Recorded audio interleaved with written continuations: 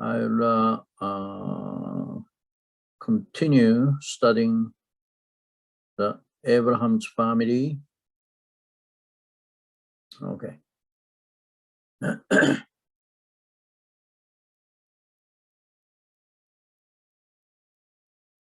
Okay, so we've been talking about this one, indemnity conditions to restore the position of Abel. This is Abraham's family and foundation of substance part. Then, as you know, the Jacob and Esau, they were supposed to establish the foundation of substance. And the Jacob stand the Abel's position. Abel's position is the central position to restore the foundation of substance. So divine principle is explaining that if you are becoming able, you need to set up the condition before that. So the Jacob's case, these three conditions are the indemnity conditions to restore the position of Abel. So Jacob had to go through this process, right? So then number one condition was to restore the birthright of the elder son. Then as we studied already, so Jacob bought the birthright from elder brother Esau, and after that, then Jacob received the blessing from his father Isaac. Then last week we focused on this second one, maybe 2 weeks ago too. Then last week we went through the why God allowed Jacob and Rebekah to do this, receive the blessing by deceiving Isaac, his father, right? So the point was, they had such a desperate situation because Rebekah and Jacob, they knew that they have to restore the birthright from the elder son. That is God's will. They knew it. But at that time, that Isaac decided to give the blessing to Esau. So then Rebekah got very desperate, and so she had to take the extreme measure to do God's will, which is the Jacob receiving the blessing from his father Isaac. Right. So we're gonna continue one more time today about that part. Okay. So as we already saw, Rebekah knew God's will very much, actually much better than Jacob, obviously. Then so she was really desperate and serious to fulfill God's will, right? So today, in the beginning, so we want to see what's happening, what happened right after the Isaac gave a blessing to Jacob. Then we kind of see how was Isaac at the time, right? Okay, so we're gonna read the Bible first. So this is Genesis 27:41.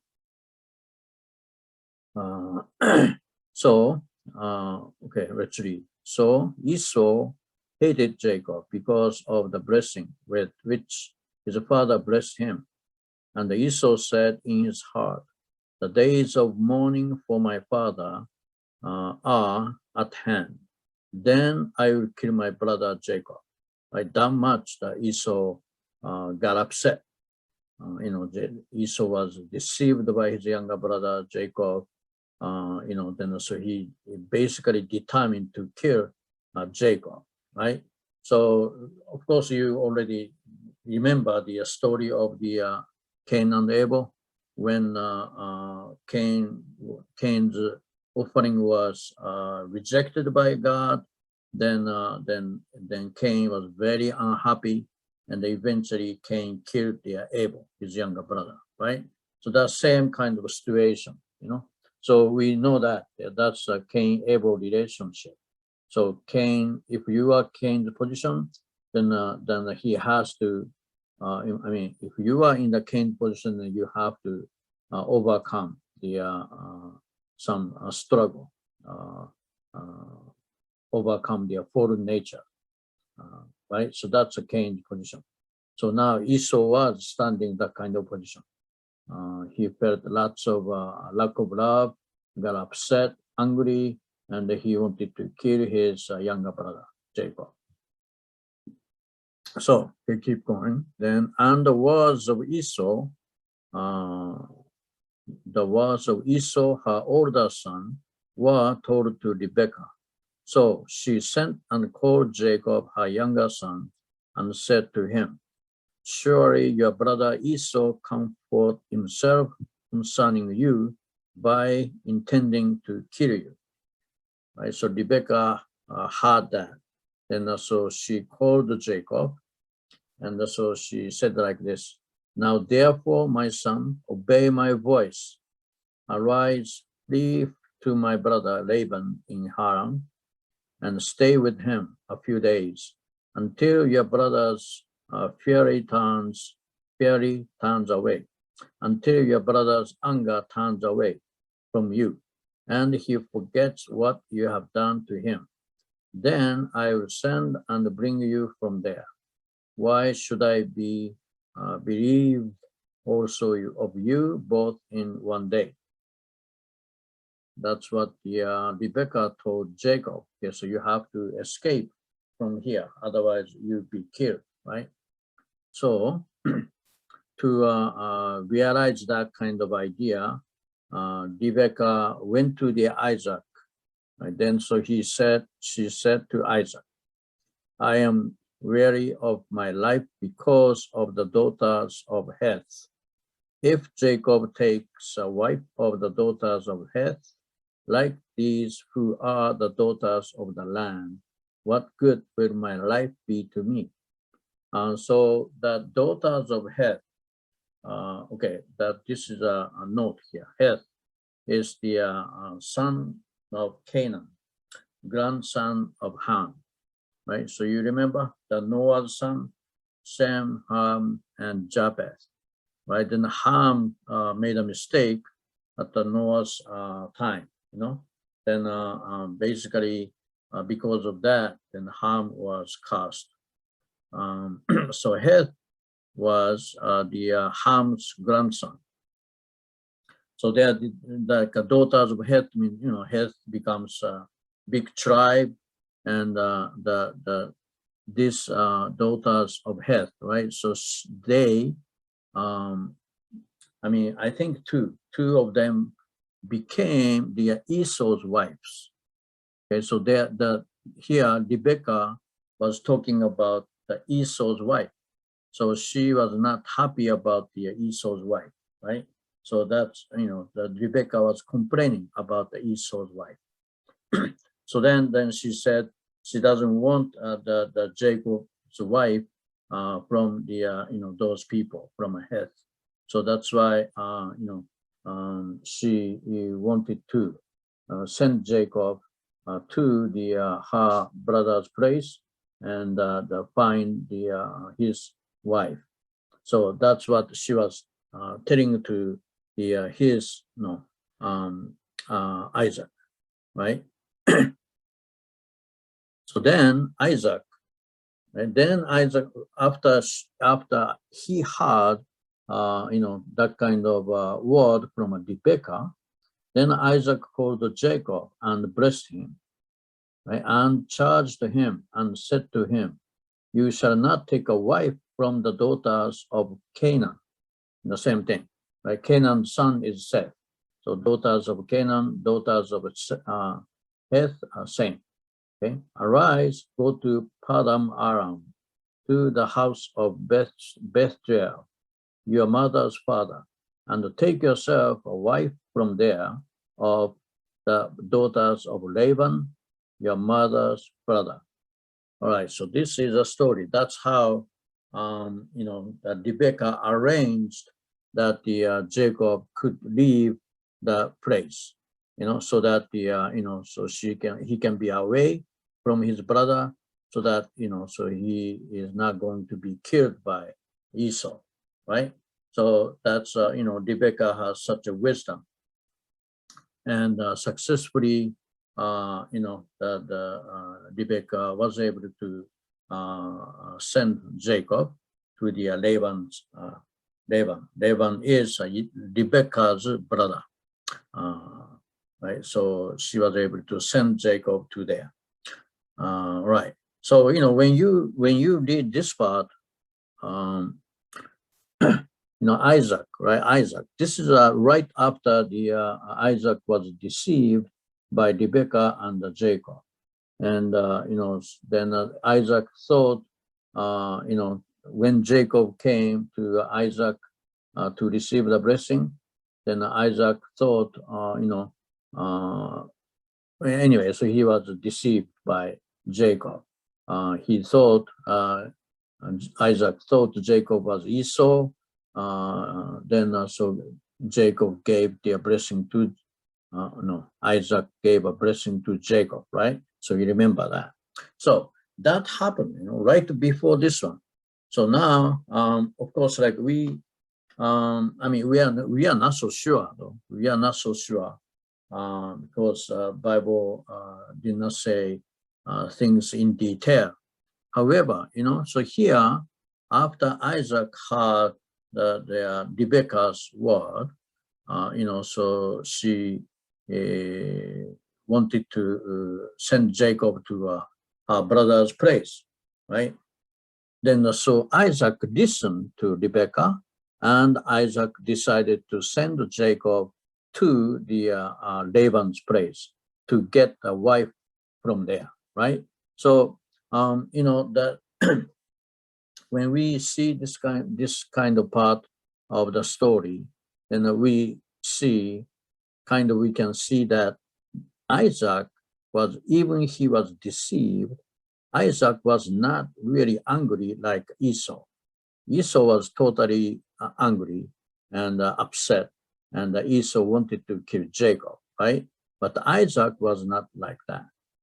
Isaac kind of accepted the situation. Seems like Isaac was not so angry. Then Isaac still gave him a blessing before he sent him to the Laban's place, right? So Isaac was like that. Basically, it seems like Isaac accepted what happened to him. He was deceived, and he blessed the younger brother Jacob, his younger son Jacob, right? So he was deceived. That was a horrible thing. However, seems like he accepted it very well. Then he kept the blessing. He valued that the ceremony of blessing so much. Then he told Esau, you have no blessing. I gave everything to Jacob, right? So no matter what, even he was deceived or not, but the fact that Isaac blessed Jacob, that blessing is kind of absolute, that is God's will. So seems like Isaac kind of accepted that as the God's will, maybe.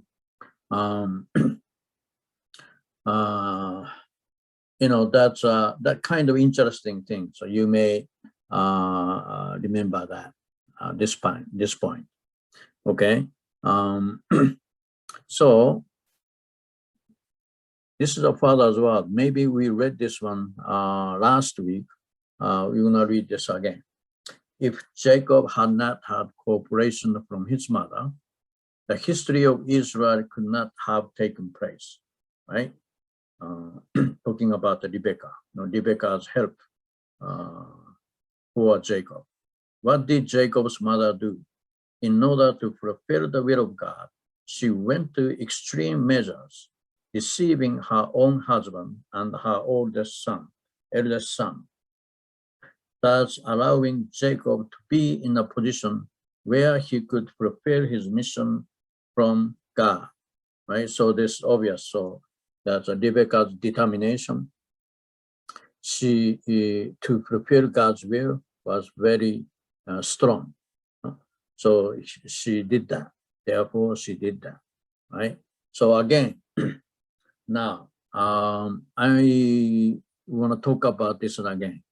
I talked about this 2 weeks ago, but we're gonna, little bit kind of with the some kind of internal guidance or application of the story. I want to talk a little bit about this one. Okay, so let's talk about this. Jacob deceived his father and his elder brother. Was this deception necessary? Okay, that's a basic question. Okay, we're gonna go through this one again. So this is also Reverend Moon's word. Okay, Jacob was not practicing outright deception. He had already brought the birthright, both the birthright from birthright when Esau was very hungry and carelessly sold his birthright to his younger brother for a part of rentals. Yeah. So his brother Esau sold his birthright carelessly. In reality, Esau had already lost his birthright because he did not care enough about it. Right. So even in the Bible, it said that Esau despised the birthright, like that. So then, because Esau sold the birthright to Jacob, before, therefore, Esau had already lost his birthright. Yeah. So Father was talking about that. In Jacob's family, as long as Esau was not ready to unite with his younger brother, the whole family would continue to have difficulty. Esau and his father were in Satan's position. Nothing will automatically come into unity. Okay. Then they means Jacob and Rebekah, right? They had to work very hard. Esau and Isaac were in Satan's position. So the mother and Jacob had to work to accomplish God's purpose. So that's Rebekah and Jacob's mission. They knew God's will somehow. Since mother Rebekah had twins in her womb, then at that time God told Rebekah the younger will be the head and the older will serve the younger, right? So that was a liberation, or like the word she got from God.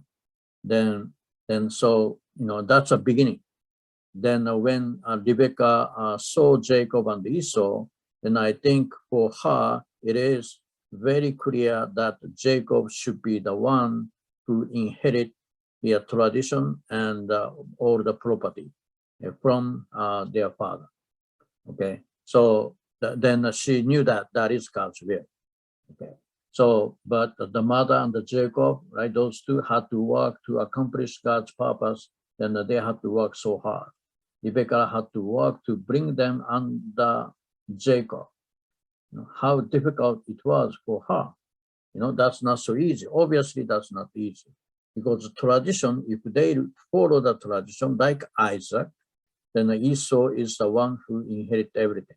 Esau has the birthright because he is the eldest son.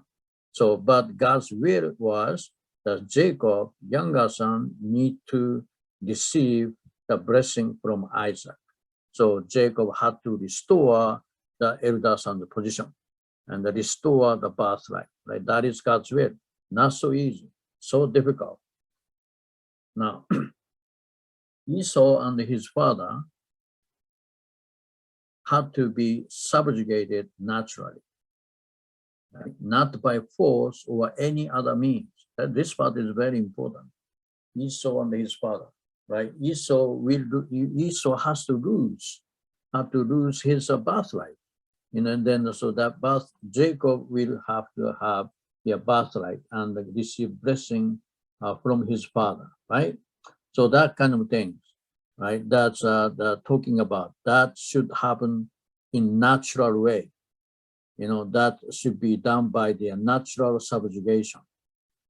Esau and his father had to be subjugated naturally, not by force or any other means.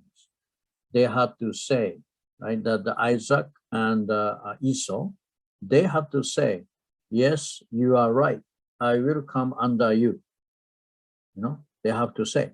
So that, they understand the God's will, then they accepted their situation. Then Esau, even though he's the elder brother, so he accepted God's will, and he has to say, yes, you are right, Jacob, you are right. I will come under you, right? The Esau have to say, that is a natural surrender, right? So Rebekah had to work very hard for that.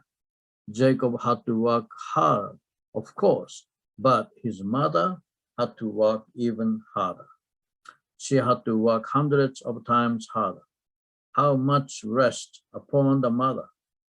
Even with Jacob's hard work, the mother's responsibility was necessary to make the restoration possible.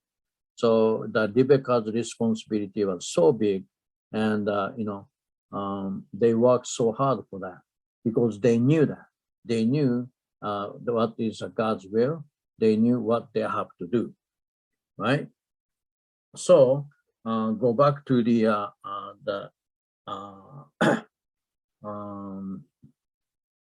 go back to the time when Jacob and Rebekah had to deceive his father Isaac and elder brother Esau, right?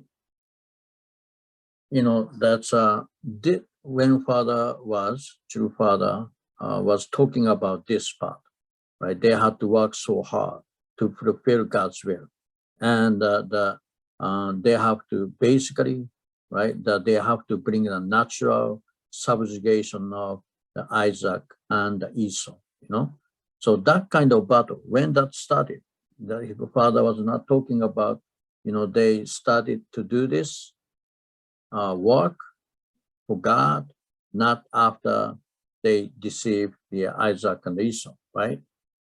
You know what I mean? So they've been working for that, especially after reason why Jacob bought their birthright from his elder brother Esau. Why did he do that? Because Jacob knew God's will. Jacob and Rebekah both knew what is God's desire. And Jacob knew that he has to restore the birthright from his elder brother Esau, right? So then we are not 100% sure that their age was, but the base that we can assume that the also true father said that Jacob bought the birthright from Esau when he was around 40 years old. Okay, so then when Jacob was received the blessing from his father Isaac, he was about 76 or 77 years old. That's 30-something years after that Jacob bought the birthright from Esau. So all those years, what they are doing, they have to work hard, right, to bring the natural subjugation of the Esau and Isaac, because they knew God's will. Then there was lots of time. Of course, the task is not easy. They're obviously not easy. Then we really don't know how they could do it. However, but they knew what they have to do. But after 30-something years, when Jacob and Esau both, they are twins, 70-something years old. Then Isaac getting old, and Isaac decided, now I have to give my blessing to the elder brother Esau because I am dying. I don't know when I'm gonna die, right? So then he decided to give the blessing, right? Then when Rebekah had it, oh my God, so that maybe Rebekah, she did her best, that to fulfill God's will before that happened. However, that eventually they kind of reached that kind of the limit of the time. No choice. No choice now. If I don't do anything, then the Isaac is going to give the blessing to Esau. What should I do? Right? She became desperate. Then she took the extreme measure to fulfill God's will at that time. So that's what happened. Right? Seems like it. Then obviously when you think about their mission is to bring the natural subjugation of Isaac and Esau so that they could say, oh yeah, you are right, Jacob, I will come under you. Esau could say, that kind of natural subjugation or natural surrender, right? So that's, if that is the purpose or goal, deceiving them is not good, right? Obviously, deceiving. If you deceive somebody, then if you are deceived by somebody, you are not going to respect that person. You are not going to respect the deceiver or liar, right? So this is the last thing you want to do, like when your mission was to bring the natural subjugation. Okay, so you know what I mean? That makes sense. The point is, this deception was not necessary if they could do better job. Of course, that job is not so easy, not so easy. Maybe almost impossible job, probably, but this was not like a best option, deceiving, then even though that is not a good option, then why God allowed them to do it? Because otherwise God rules everything. Otherwise, God's providence will end right there. Then God will be lost, right? So that's one reason.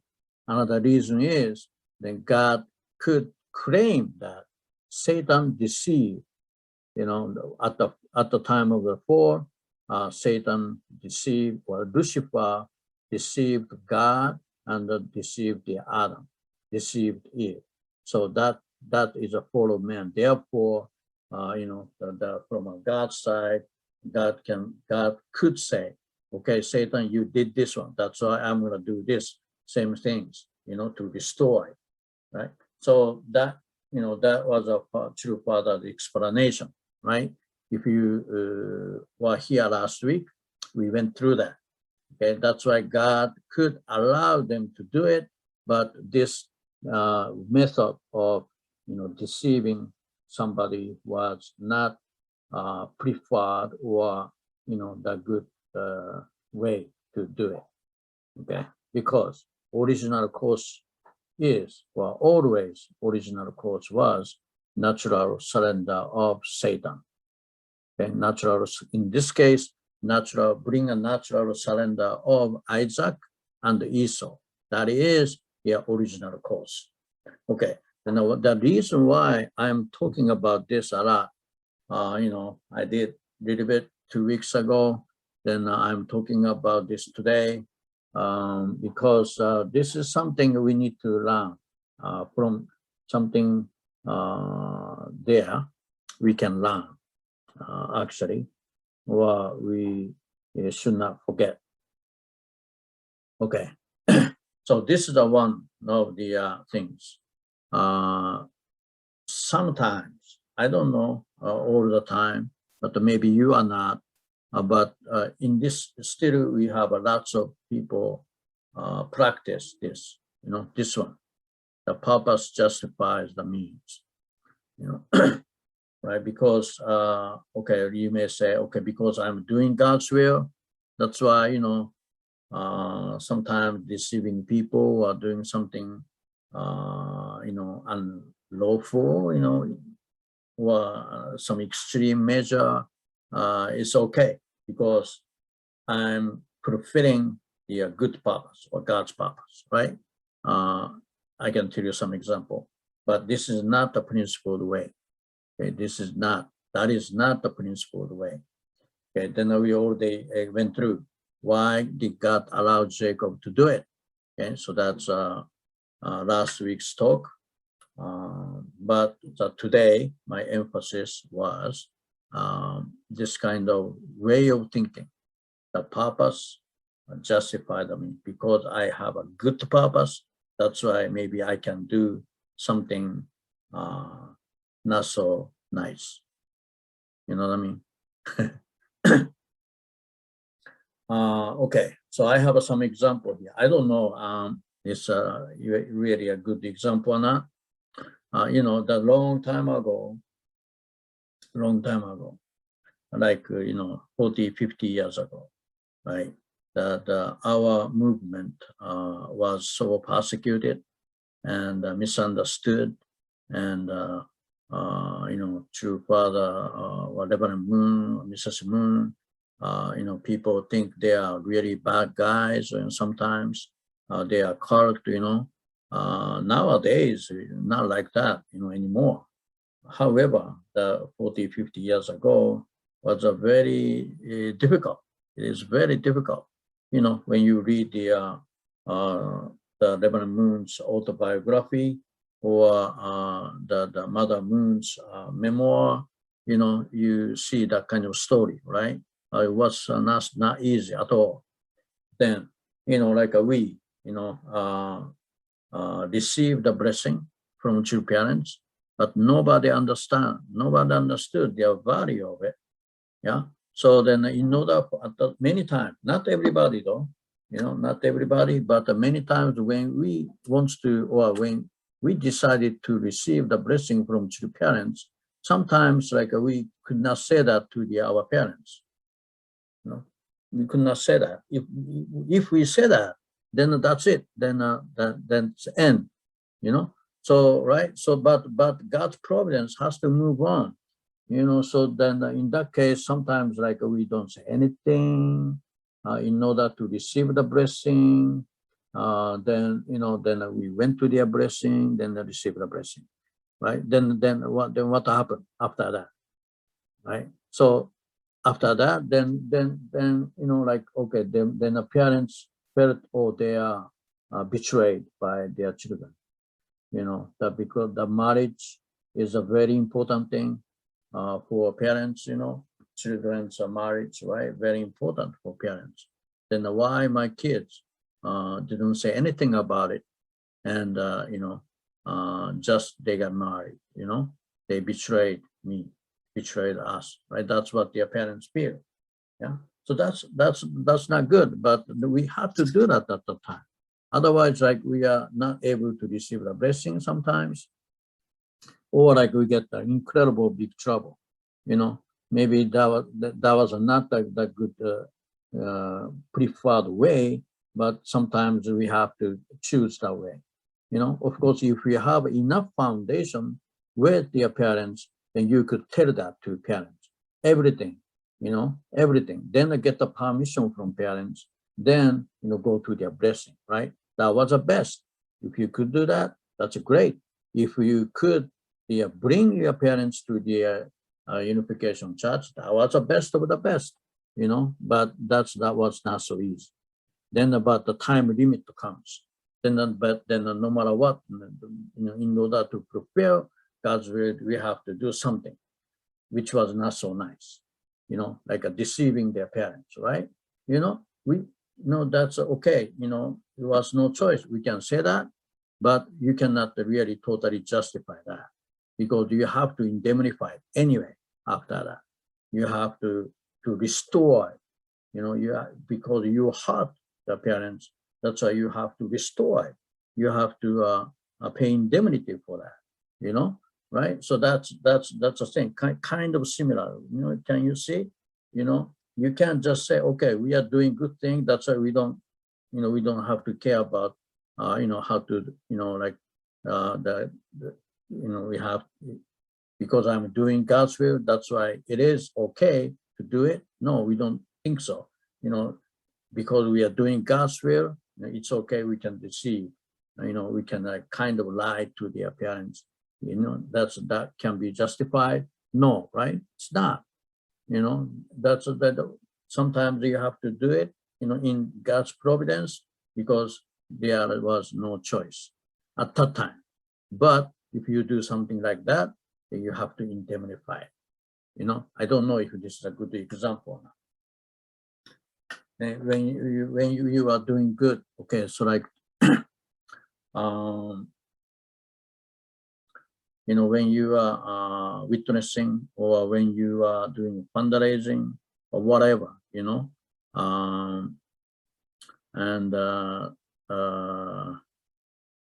like I don't know, maybe this could be like a very stupid story, that you are like running around all over the place, in Japan, go to their countryside, visiting the house to house for their fundraising, raising money for God's providence. Then that's a good thing, right? You are doing good thing. You are doing everything for God. Then you get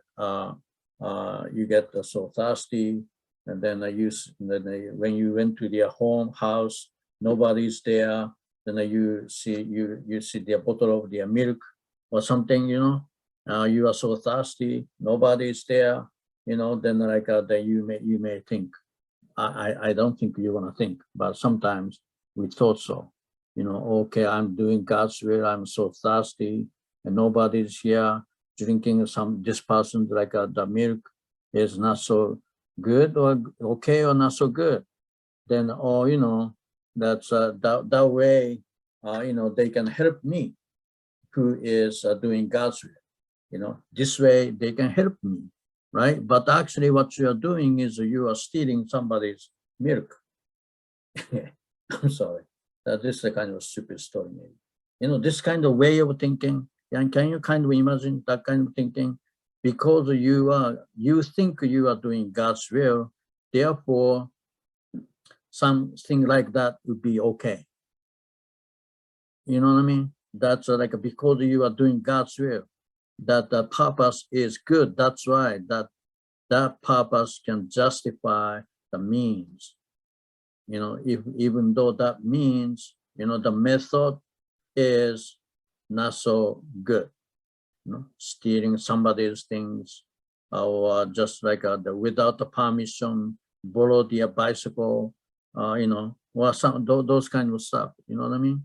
That if you are immature, that you may think that way. You may justify your wrongdoing because I'm doing God's will.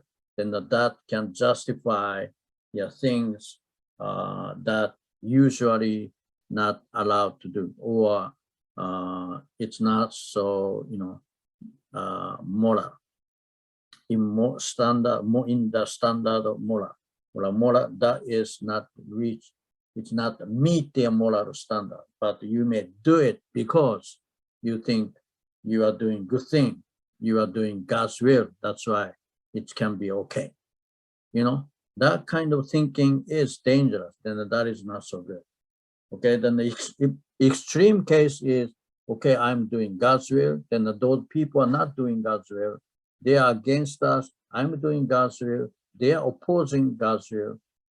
Those who are persecuted, those who do not understand me, us, I'm doing God's will, then they are not. Okay, so then it's okay. That killing them is the God's will. Then they kill them. Yeah, that's suicide bomber, extremist, extreme people that still existed in Islam. Some very small portion of the Islam faith, right? So that's what sometimes they do, still doing, killing people. Why?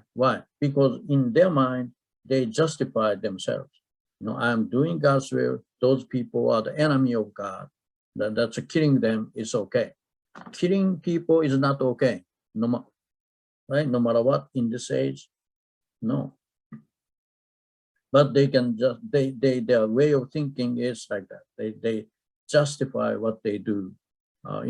That's a killing is okay, stealing is okay, taking something from them is okay because we are God's people, because we are doing God's will. That's why it's okay. That kind of like a thinking, right? So in this case, in this case, sorry, okay, that's the if we think that's the deceiving the Isaac, deceiving Esau was a necessary process to fulfill God's will. You may, if you think that way, just simply that way, then you may use this story to justify your wrongdoing. Okay, Jacob fulfilled God's mission. Jacob and Rebekah fulfilled God's mission because of, not because, by doing this, by deceiving his father and the elder brother. Then Jacob was able to fulfill God's mission. Sometimes it is necessary. That's why, if we are doing God's will, sometimes you have to do it. Well, it is okay to do it, Yeah. Oh, I hope you understand what I wanted to say. Our ultimate goal is, like always our way is, to bring natural subjugation of Satan. Okay, if you are doing something like a deception or stealing or hurting people, no matter what kind of situation we have, if we do that, then you are delaying God's providence more, because once you deceive somebody like Jacob did, if you do that, right, then in order to restore the trust from those people, you have to pay a lot of indemnity. Once like, okay, when I received the blessing, of course, that was kind of no other choice at the time, like Jacob was, no other choice. But, it was kind of the time, providential time was set. Then I really needed to receive the blessing. I wanted to receive the blessing at that time. Then I did not really tell my parents so clearly, Then I reported that after I received it, right? Then they got so disappointed, Then once I did that, right, in order to fix it, in order to restore the trust relationship, it takes years of the loving and serving. That's natural, right?